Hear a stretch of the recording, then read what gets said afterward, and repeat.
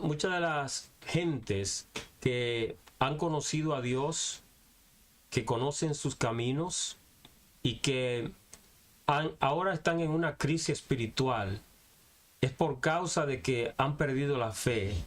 Y la razón por la cual muchos pierden la fe es porque tienen la misma batalla espiritual que tenía el profeta Habacuc.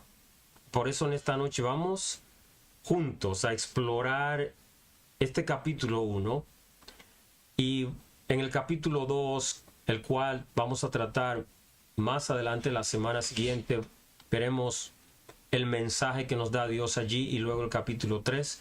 Pero hoy en el capítulo 1 vamos a ver cuál era la crisis, cuál era el problema que afectaba a este profeta y cómo hoy en día también hay cristianos que ya no tienen la misma fe o quizás están cuestionando a Dios porque ven mucha maldad en la tierra, ven mucha injusticia y dicen, ¿dónde está Dios? ¿Y por qué Dios no juzga, no hace aquello, no hace lo otro?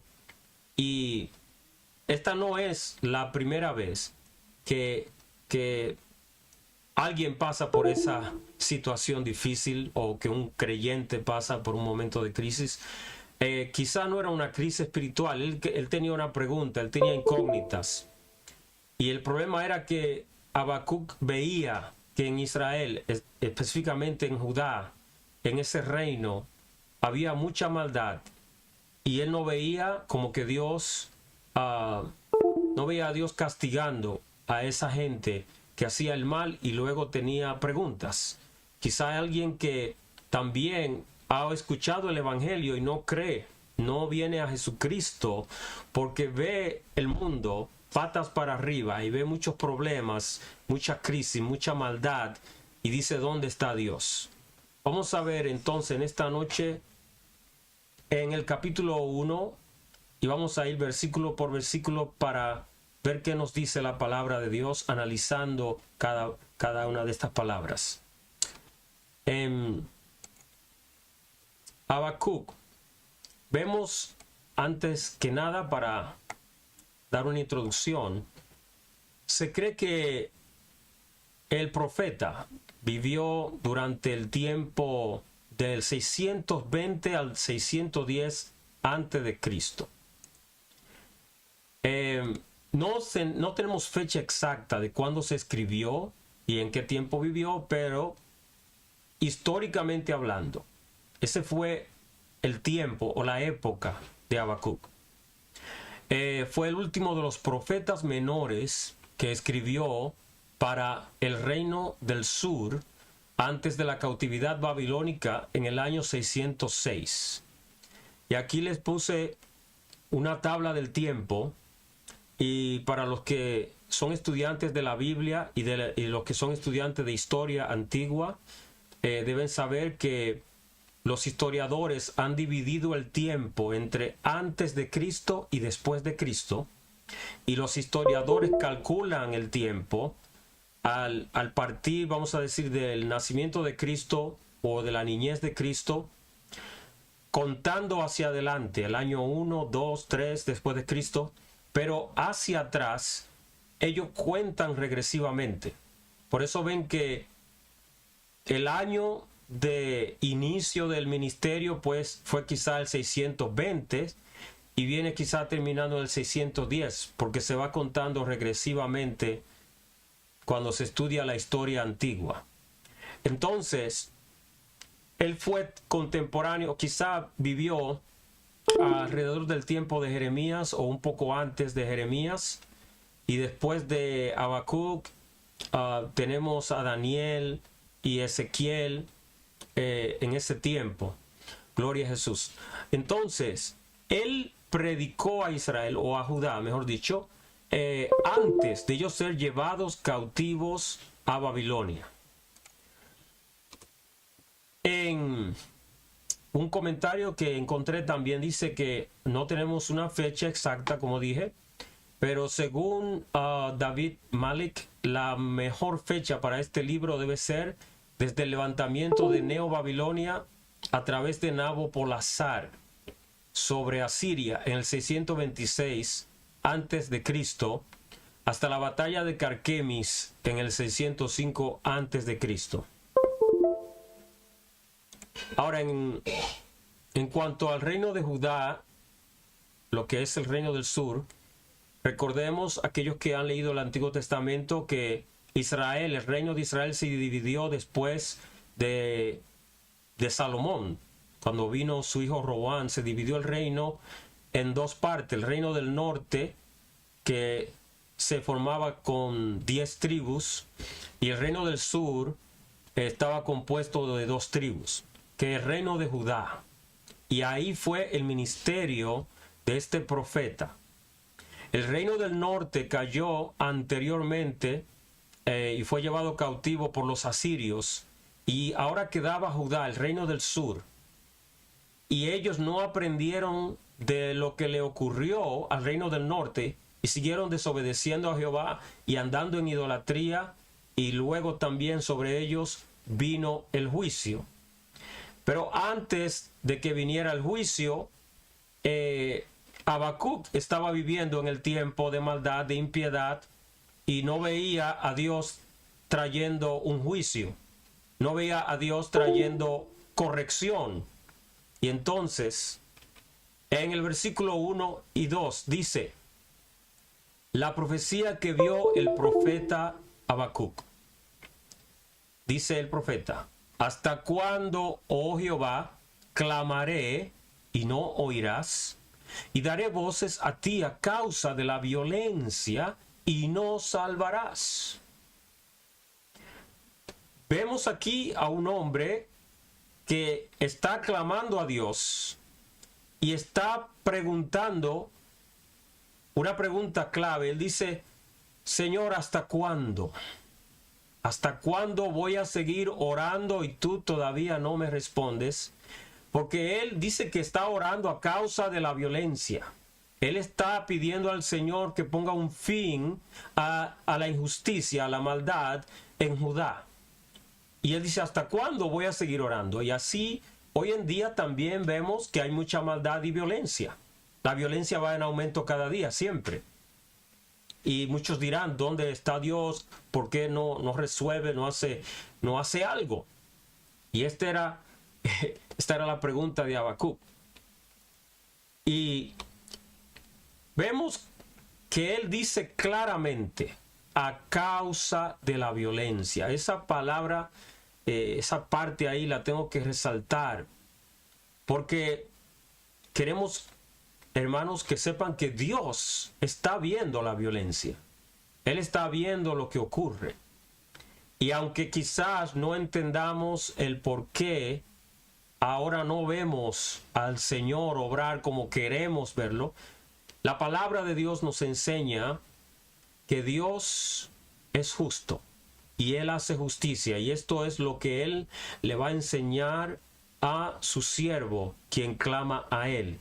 Y si alguien tiene dudas por causa de lo que ve ocurrir en el mundo, en esta noche queremos que la palabra de Dios abra tu oído espiritual para que nazca fe en ti y puedas conocer al Salvador, al Señor Jesucristo. Dice luego el versículo 3, ¿por qué me haces ver iniquidad y haces que vea molestia? Destrucción y violencia están delante de mí, y pleito y contienda se levantan. Ahora vemos a un hombre que no solamente quiere ver justicia, está afligido. Él dice que está cansado de ver la iniquidad. Iniquidad es una palabra sinónima de impiedad, de un mal que está en el corazón de muchos que no sirven a Dios y que hacen todo tipo de crueldades. Dice que él se siente mal porque Dios le hace ver molestia. En otra palabra, él dice, ya no quiero ver más esta rebeldía y desobediencia contra ti. Ve destrucción, ve violencia. ¿Y qué vemos hoy? Lo que el profeta dice parece ser un titular de los periódicos de hoy. Lo que él vivía en ese tiempo, si lo traemos a este tiempo, él tendría que decir lo mismo. Podría orar de la misma manera. Pero el profeta sigue clamando y explica algo interesante. Dice que por causa, dice, de esto, por lo cual la ley es debilitada y el juicio no sale según la verdad. Por cuanto el impío asedia al justo, por eso sale torcida la justicia. ¿Qué estaba pasando en el reino de Judá? Los líderes espirituales habían dejado la palabra. Los sacerdotes, los profetas y los reyes, los 3 ministerios ungidos por Dios en el antiguo pacto, habían abandonado la ley de Dios. Y como no andaban en la palabra de Dios, la ley era debilitada. Es decir, el consejo, la corrección, la justicia era puesta a un lado. Y hoy en día la iglesia de Jesucristo no debe caer en el mismo error. Debemos mantenernos en la palabra, y si hemos dejado la palabra de Dios, hay que volver a ella. De lo contrario, vamos a caer víctimas del mismo mal que cayó sobre Judá. La impiedad entra al pueblo de Dios y viene la injusticia que está en el mundo y nos arropa y destruye nuestra fe. Él veía que el juicio no salía según la verdad, había corrupción en el sistema judicial y el justo, el que era siervo de Dios como él, o sea, que era parte del remanente fiel, vivía siendo asediado, perseguido. Bendito Dios. Y es por esto que él se siente adolorido y quiere una respuesta de Dios. Y si hay en ti también preguntas para Dios, el Señor dice, clama a mí y yo te responderé.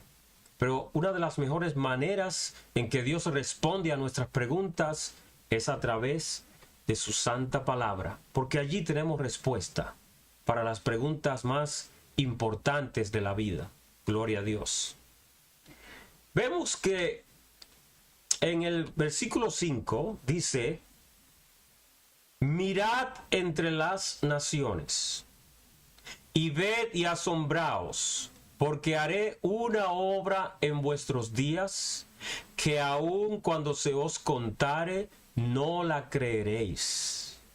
Es decir, que ahora vemos a Dios hablando a través del profeta.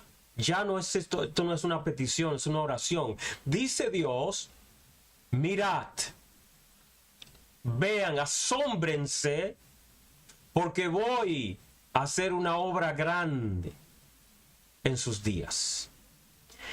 En el momento en que él cree que Dios no está obrando y no está haciendo nada, Dios sí estaba obrando, Dios sí tenía un plan.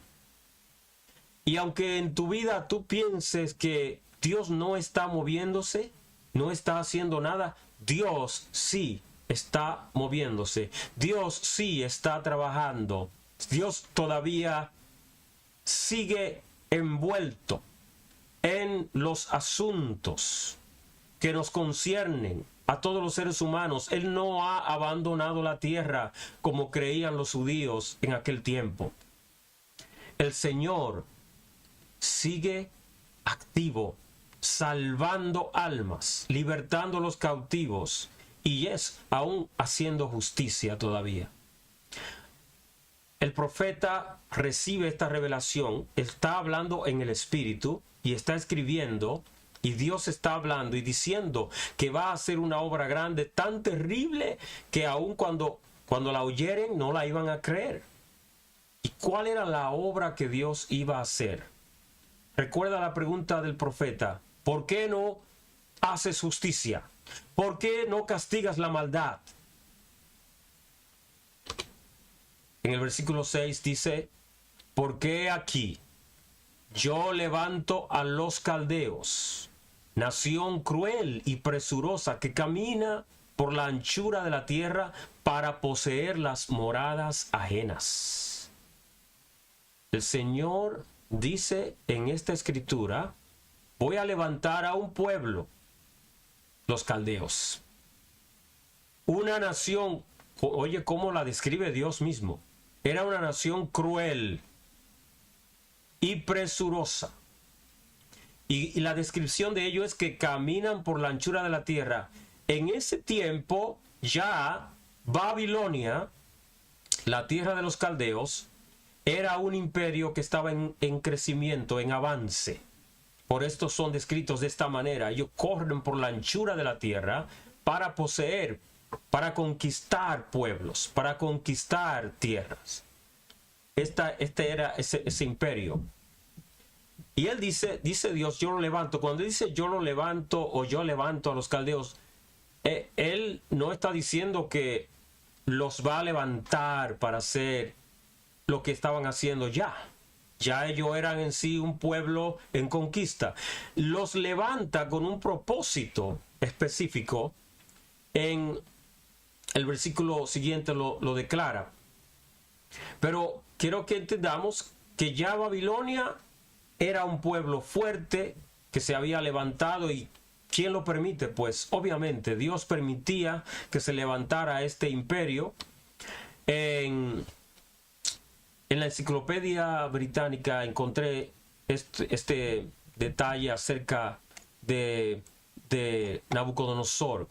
Nabucodonosor II, segundo y mayor rey de la dinastía caldea de Babilonia, reinó del 605 al 561, pero ya él estaba en pie en batalla, en guerra desde el 630. Era conocido por su poderío militar, el esplendor de su capital, Babilonia, y su importante papel en la historia judía.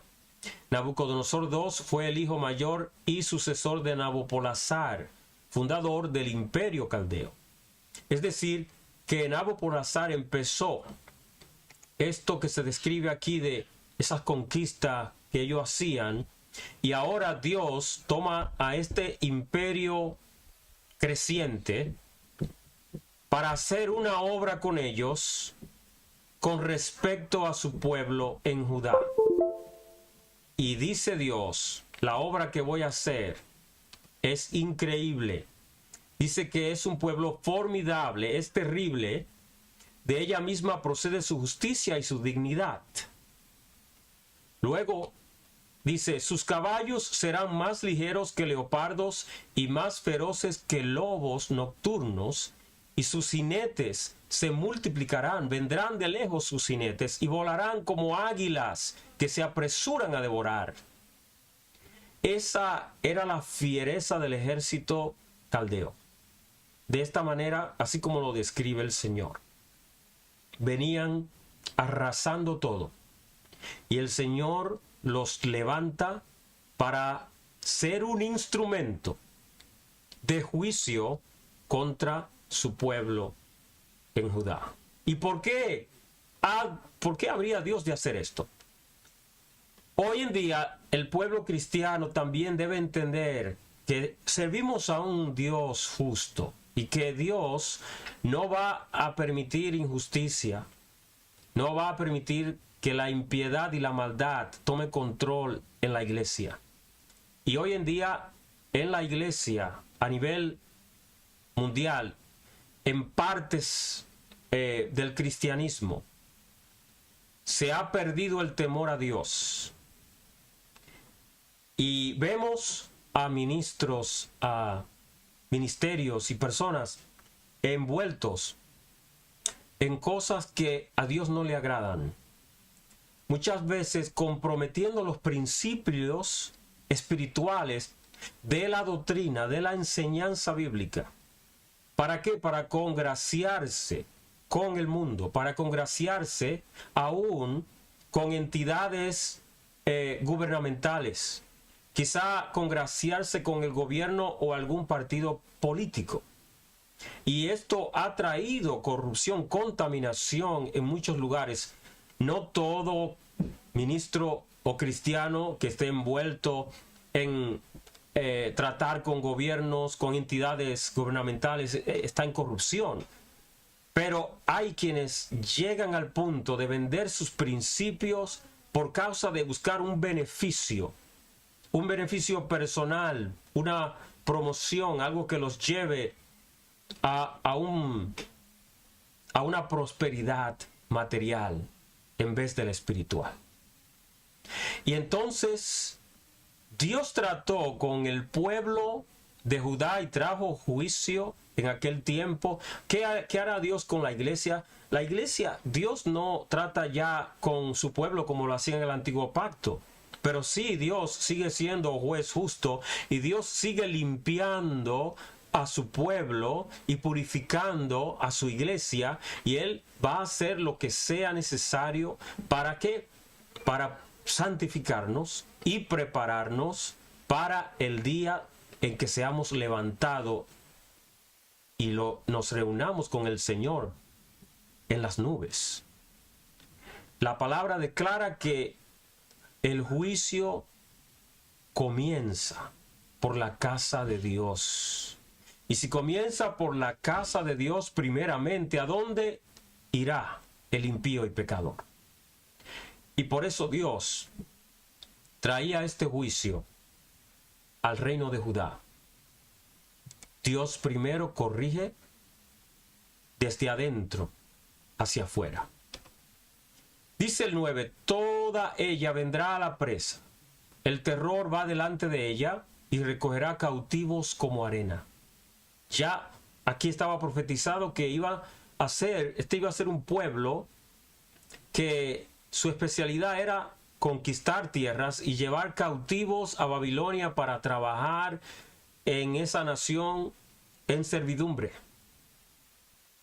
Y luego dice, escarnecerá a los reyes, de los príncipes, y de los príncipes hará burla. Se reirá de toda fortaleza y levantará terraplén y la tomará. Y el terraplén es vamos a decir, un muro de tierra que se levanta con el propósito de quizás alcanzar un lugar. En este caso, cuando levantaban terraplén, era para conquistar las ciudades que estaban amuralladas, y él iba a levantar esto para conquistar las ciudades fortificadas y las iba a tomar. Así que Jerusalén, aunque tenía muros, no iba a poder resistir la invasión de Nabucodonosor por mucho tiempo. Entonces dice el 11, luego pasará como el huracán y ofenderá, atribuyendo su fuerza a su Dios. En Daniel capítulo 4, en el versículo 8, Nabucodonosor dice que él había tenido un sueño y quería interpretación. Y ahí en el versículo 8 dice que llamó a Daniel, cuyo nombre, el nombre que él le había puesto a Daniel era Beltsasar, como el nombre de su Dios. Así que este versículo 11 quizás se refiere a que cuando Nabucodonosor conquistara los pueblos, las naciones, él le iba a dar gracias a Beltsasar, su Dios, por esa conquista. Pero vemos aquí cómo Dios es quien permite que esto ocurra. Y aunque él estuviera dándole gracias a Beltsasar por haber conquistado las naciones, en realidad no era Beltsasar ni ningún otro Dios, sino que Dios lo iba a permitir en Judá específicamente, sobre todo por causa de que era un juicio sobre ese pueblo. Y el versículo 12 entonces trae la respuesta, la reacción de Habacuc al oír algo tan terrible, algo que en verdad él no lo puede creer. Porque dice, ¿no eres tú desde el principio, oh Jehová, Dios mío, santo mío? No moriremos, oh Jehová, para juicio lo pusiste, y tú, oh roca, lo fundaste para castigar. Habacuc quiere decir con esto, aunque ellos atribuyan su victoria a su Dios falso, tú eres eterno, tú eres Dios desde el principio, desde antes del tiempo, porque la eternidad de Dios es una eternidad hacia el pasado y hacia el futuro, que no tiene principio ni fin. Y Él está diciendo con esta expresión, aunque ellos den gracias a su Dios por las conquistas, nosotros servimos al Dios eterno. Tú eres mi Dios, tú eres mi santo Dios, dice el profeta, gloria a Jesús. Y por esto él confía al decir, no moriremos, este enemigo no nos va a destruir, porque tú lo pones para juicio, lo pones para castigar, pero no para eliminar a esta nación. Ok, eso es así, pero gloria a Dios. Vemos que en Deuteronomios 32:4 dice, Él es la roca, cuya obra es perfecta, porque todos sus caminos son rectitud, Dios de verdad y sin ninguna iniquidad en Él. Es justo y recto. Ese es el Dios al cual servimos, la roca firme, el cual es perfecto, el cual es justo, un Dios justo y bueno, amén, recto. Y de ahí, de esta escritura, es que él está sacando estas expresiones. Sabemos que él conocía muy bien ya la ley que estaba escrita y él tenía conocimiento de esta escritura y tiene que resaltar esto del carácter de Dios, que es justo, que es recto. Pero él no entiende por qué el Señor va a usar a un pueblo como este, como los caldeos, para juzgar a Israel. Muy limpio eres de ojos para ver el mal, ni puedes ver el agravio. ¿Por qué ves a los menospreciadores y callas cuando destruye el impío al más justo que él? O sea, que ahora él no entiende, él entiende menos que antes, porque antes no entendía por qué Dios no castigaba el pecado de Judá. Pero ahora Dios le dice, voy a utilizar a los caldeos para castigar el pecado de Judá. Y ahora él dice, ok, ahora entiendo menos que antes porque estos caldeos son peores que nosotros. Son mucho más malos, son un pueblo no solamente que conquista y destruye las naciones alrededor, es un pueblo que no te sirve, que no te conoce. Y esta es la siguiente incógnita o pregunta del profeta. Y a veces nos ocurre a nosotros lo mismo, que tenemos una pregunta y luego quizás Dios nos hace entender, nos da una palabra y luego vienen otras preguntas más profundas, más difíciles. Pero en todo esto, en toda pregunta y cuestionamiento que tengas, no dudes de la bondad de Dios, de la justicia de Dios. El profeta sabía que la respuesta estaba en ir a preguntarle al Señor para entender por qué Dios iba a hacer esto. Y aunque tú no entiendas el por qué Dios permite algo en tu vida o en el mundo, puedes tener la seguridad de que si preguntas con un corazón sincero, el Señor te dará respuesta. Dice, y haces que sean los hombres como los peces del mar, como reptiles que no tienen quien los gobierne. Es decir, que si los caldeos conquistaban las naciones y no eran detenidos, los hombres, las demás naciones y Judá iban a ser como peces que podían caer en la red y ser llevados a donde quiera. Dice, sacará a todos con anzuelo, los recogerá con su red y los juntará en sus mallas, por lo cual se alegrará y se regocijará. Aquí Nabucodonosor es comparado a un pescador que va a tirar la red y recoger cautivos sin quien lo impida, sin quien haya que lo detenga. Y entonces dice: por esto hará sacrificios a su red y ofrecerá sahumerios a sus mallas, porque con ellas engordó su porción y engrasó su comida. ¿Qué quiere decir esto? Por causa de que va a lograr conquistar a todos los pueblos, luego le dará tributo a sus armamentos, a su milicia, a su fuerza militar. Le va a dar la gloria a estas cosas, como hacen hoy también los poderosos de la tierra, que confían en armamentos, confían en el poder militar que tienen.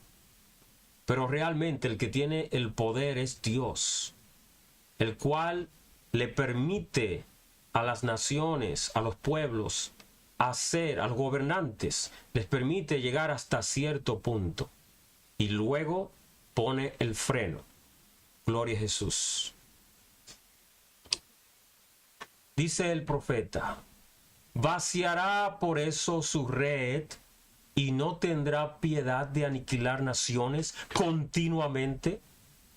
Y así termina el capítulo 1 con esta pregunta: ¿acaso Nabucodonosor y Babilonia van luego de recoger en su red, vaciarla y luego seguir aniquilando naciones sin parar?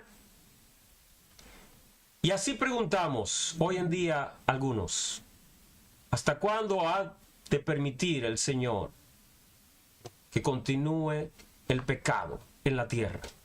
¿Por qué no detuvo aquel crimen, aquella injusticia, aquel mal? ¿Dónde estaba Dios? Y no entendemos que Dios está en su trono y es el juez de toda la tierra.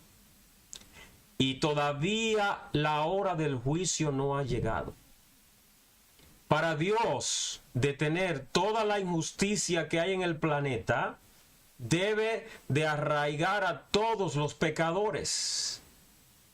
Pero no es el tiempo, porque Dios ha determinado que hay un tiempo de gracia, de misericordia, para que las almas oigan el Evangelio y corran a Cristo, y el que tenga oído para oír, oiga el llamado y venga a Jesucristo. Hoy es el tiempo. Si Dios todavía no ha puesto fin al pecado, es porque cuando venga a poner fin al pecado, debe de lanzar a todos los pecadores a la condenación. Es por esto: no dudes de la justicia de Dios, porque nadie va a escapar de su justicia. Pero estamos hoy en el tiempo de misericordia. Habacuc preguntaba, y Dios ahora a esta segunda pregunta le dará respuesta en el siguiente capítulo, el cual estudiaremos la semana siguiente. Pero Jesús también responde a Habacuc. Jesús también le responde a aquellos que tienen deseo de ver la justicia de Dios. ¿Qué le responde Jesús al profeta? ¿Qué te responde a ti? Que quizás te preguntas dónde está Dios que no hace justicia. En Mateo 5:6 dice: bienaventurados los que tienen hambre y sed de justicia, porque ellos serán saciados. Amén. Esta es la respuesta. Hay hambre y sed. Una hambre y una sed que será satisfecha un día que vendrá. Serán saciados en el momento indicado. ¿Y qué tal aquí en la tierra? ¿Por qué no soy saciado ahora? ¿Y por qué tengo que esperar a que el Señor termine con el tiempo de gracia, de misericordia? Aún en este tiempo, Dios hace justicia de acuerdo a su misericordia, conforme a su voluntad, como Él quiera hacerlo. Él es el juez. No podemos nosotros sentarnos en el trono de Dios y juzgar y castigar. En Hebreos 10:30 dice, pues conocemos al que dijo, mía es la venganza, yo daré el pago, dice el Señor. Y otra vez, el Señor juzgará a su pueblo.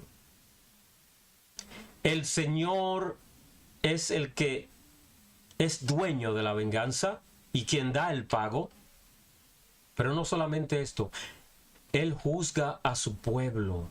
Y vemos esto ahora escrito en el Nuevo Pacto, aquí en el Nuevo Testamento. Esto le está hablando a la iglesia. El Señor va a juzgar dentro de la iglesia también. Amén. Porque el juicio comienza por casa, primeramente. Y por esto debemos ser reverentes, debemos de volver al primer amor para andar con reverencia ante Dios, en obediencia a su palabra y no jugando al evangelio.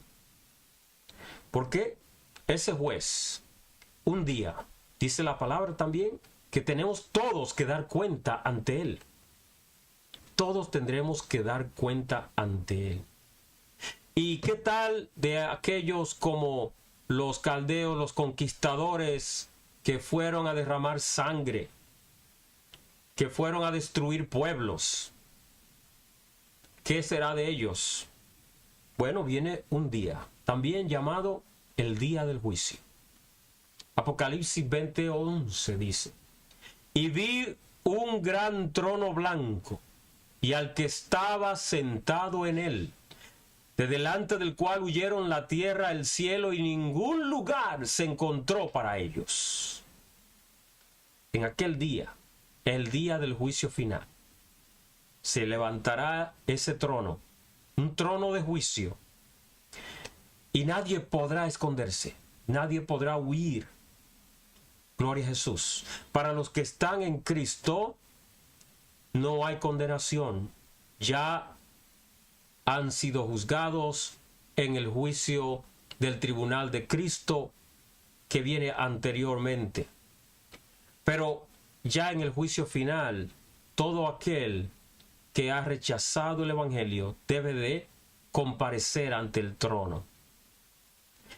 Y en esta noche, el mensaje es, no dudes de la justicia de Dios, de la bondad de Dios, de la rectitud de Dios. En este mundo de maldad en que vivimos hoy, donde vemos cosas terribles, horripilantes, sí, Dios todavía hace justicia. Dios todavía está en su trono y nadie podrá detenerlo. Y así como Él trajo respuesta a Habacuc, hoy, a través de la palabra, te trae respuesta a ti, diciendo, yo también en tus días haré mi obra, traeré mi justicia. Pero al final del tiempo, cuando se cumplan todas las profecías y el Señor venga por su iglesia, entonces vendrán los juicios sobre las naciones y sobre aquellos que se han rebelado contra Dios. En esta noche, pues, como iglesia también vamos a enfocarnos en Dios, a buscar su presencia, a andar en su palabra. Y si tienes hambre y sed de justicia, gózate en Él, porque Él promete que un día serás saciado y saciado. Gloria a Jesús. Que Dios te bendiga, Dios te guarde. Y si no has aceptado al Señor Jesús como tu Salvador, en el lugar en que te encuentras, Él escucha tu oración, si de corazón sincero, le dice, quiero conocerte, Jesús. Te entrego mi vida, perdona mis pecados. En el nombre de Jesús, amén.